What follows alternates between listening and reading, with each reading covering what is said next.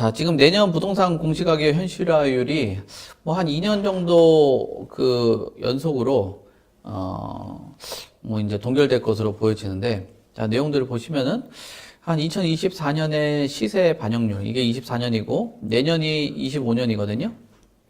근데 시세 반영 계획이 78.4%였는데 24년 수준으로 69%로 수정을 합니다. 그러니까 올라간다라는 그 수정치를 9.4% 정도를 조정을 한 거죠. 그러니까 가격을 오르는 걸 좀 억제를 한 거고요. 또 표준 주택을 보면은 53.6%가 이제 시세 반영률이었는데 이것도 이제 동결을 하는 거예요. 원래 2025년에 계획된 거는 66.8%였죠. 그러니까 조정치가 상당히 많이 조정이 된 거예요. 13.2%. 그리고 표준주의도 65.5%인데 원래 25년 시세 반영률 계획이 약 한 81% 가까이 됐었거든요. 이것도 한 15.3% 정도를 낮춘 거죠. 그러니까 원래 문재인 정부에서 시세하고 공시가격의 이제 차이가 좀 크다라고 하면서 공시가격에 대한 현실화 계획들을 세웠었거든요. 이게 2020년도에 계획들을 세웠었어요. 그래서 2030년까지는 한 90% 수준까지도 끌어올리겠다라는 계획이었거든요. 근데 왜 이렇게 수정을 했느냐라고 보면은 최근에 여러 제언들이 있었죠. 국토연구원에서도 했었던 제언이 지금 부동산 시장의 그 상승과 하락이 반복되는 그 텀이 굉장히 좀 짧아졌단 말이에요. 그러니까 수요자들이 대응하기에는 정말 어려워진 그 시장 환경이죠. 뭐 물론 정책을 마련하는 과정 안에서도 여러 정책들이 들어가면서 그 반등과 하락 이런 폭들을 계속적으로 들어간 거죠. 그렇다면 뭐냐? 정부의 개입으로 인해서 시장의 가격의 변동폭을 만들어 놨는데 이런 변동폭을 통해서 가격의 변화가 있다라면 국민들에 대한 그 부담감들이 커지잖아요. 그 부담감 과정 안에서 뭐 어떤 부분들이 문제들이 있었냐면 이런 원래 가격들이 올라가게 된다라면은 많은 분들이 그 주택 가격이 올라간 것들을 뭐 바탕으로 해서 어떤 뭐 소비를 한다든지 이런 것들이 있어줘야 되는데 이런 세금들이 늘어나게 된다라면 소비를 줄이게 되는 그런 상황들이 생기는 거예요. 왜냐하면은 이 보유세에 대한 세금뿐만 아니라 이 건강보험료도 올라가죠. 그리고 뭐 복지 수급에 대한 기준 뭐 이런 것들도 약 한 60개 위아래로 여러 가지 뭐 지표로 활용되다 보니까 굉장히 좀 예민하게 반응하죠. 그래서 이런 세금이라는 것도 국민에 대한 그 수용성들이 있어줘야 되는데 왜냐하면 받아들여줘야 되거든요. 뭐 누구나 다 인지하는 거래에 대한 비용은 낮춰주고 어떤 뭐 보유에 대한 세금을 올려야 된다라는 것들은 많은 사람들이 인지를 하고 있는데 뭐 최근 들어서 다주택자나 이런 분들에 대한 그 세금, 뭐 취득에 대한 장벽이 굉장히 높은 수준, 뭐 이런 것들 고려를 해봤을 때는 이 공시가격이나 이 보유세를 올린다라는 거는 경제적인 그 타격들이 일어날 수 있다라는 거죠. 그래서 이런 그 시장의 변동률을 좀 반영을 해야 되겠다. 그래서 지금 2년 정도의 그 동결되는 그런 흐름 이런 부분들을 해야 되겠죠. 예, 그래서 뭐 전반적으로 봤을 때는 그 어떤 내용들을 뭐 반영을 해서 시장의 가격들을 반영될 가능성이 좀 크다라고 봐야 될 것 같습니다. 그래서 이런 흐름이 현실화율이 이런 흐름 안에서 25년에는 이 정도의 그 계획들을 세웠었는데 전반적으로 수정을 했다라고 봐야 되겠죠. 그래서 지금 요 흐름. 근데 왜 그 말씀드리냐면 요 이제 세금에 대한 부담감들을 왜 얘기를 하냐면 이 그 보유세라는 것들이 어떻게 보면 미실현 과세다 보니까 예민하게 반응하거든요.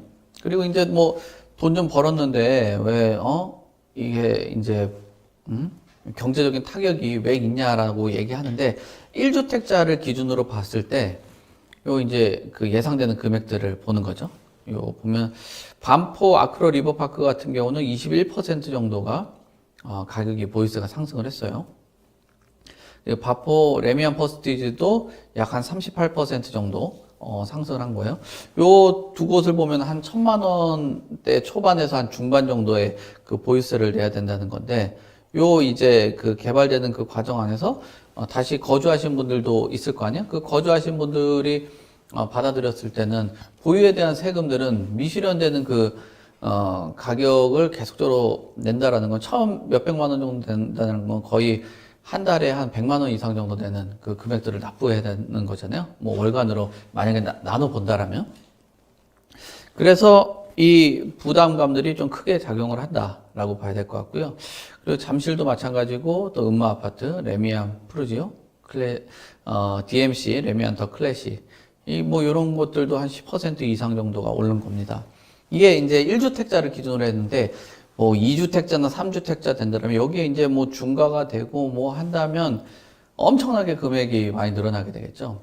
그러니까 지금 전세 가격이나 월세 가격의 불안 요인들도 다주택자나 또는 주택을 좀 여러 채 보유하고 계신 분들이 뭐 시장에 공급해야 되는데, 이렇게 1주택자를 갖고 있는 사람들도 이 정도로 올랐다라는 거는 주택 가격이 올라서 그런 것들도 있겠죠.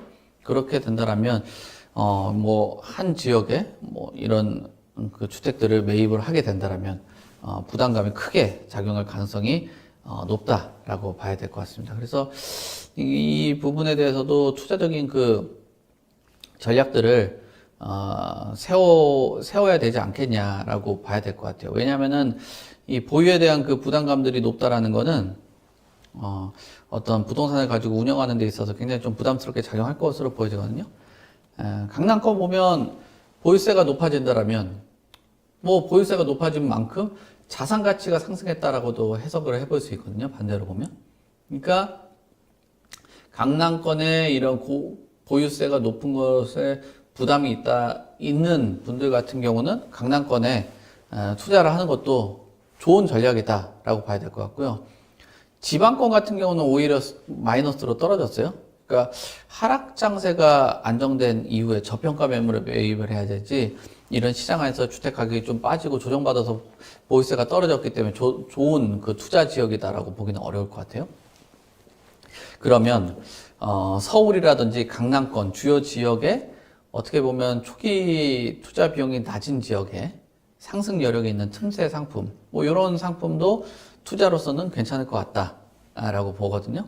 그러니까 아파트의 대체 상품으로 이런 뭐 강남권 또는 요 이제 주요 지역들, 이런 지역들 중심으로 했을 때 보유세가 올라간 지역들의 그 보유에 대한 부담감이 낮은, 그리고 초기 투자 비용이 낮은 것들, 뭐 이런 쪽으로 전략들을 세우는 것도 괜찮지 않겠냐라는 의견을 드리는 거예요. 아파트로 한정해서 보시는 것도 좋겠지만, 요즘 아파트 장세가 그렇게 좋은 장세는 아니기 때문에 아파트가 꽤 많이 반등을 했고 지금 가격에 피로감이 누적된 그런 상황이거든요. 그래서 아파트만 고집할 게 아니라, 물론 보유에 대한 여력들이 있다라고 하시는 분들은 아파트로 하셔도 되겠지만, 보유에 대한 여력이 좀 충분치 않으신 분들 같은 경우는 초기에 대한 비용이 낮고 지방이 아니라 서울권에 있는 그 주택들, 뭐 이런 주택들을 매입하는 것도 좋지 않겠냐라는 그 의견을 투자 전략으로 드립니다. 좋은 차를 사기 전에도, 이사를 가기 전에도, 크게 다치기 전에도 항상 미리 대비를 해놓는데 부동산은 왜? 사전 점검 서비스는 부동산 매물을 사거나 짓거나 하기 전에 법률부터 부동산 정보까지 한 번에 미리 대비하는 서비스입니다. 영상에 나오는 연락처로 많은 신청 부탁드립니다. 또 다른 세상을 맞이하라. 낡은 정보를 지워라. 새로운 감각을 익혀라. 변화하는 미래에 맞서라. 편향된 시각을 버리고 얽혀있는 도시 속 독보적인 가치를 쟁취해라. 당신이 만드는 미래의 기회, 도시화 경제.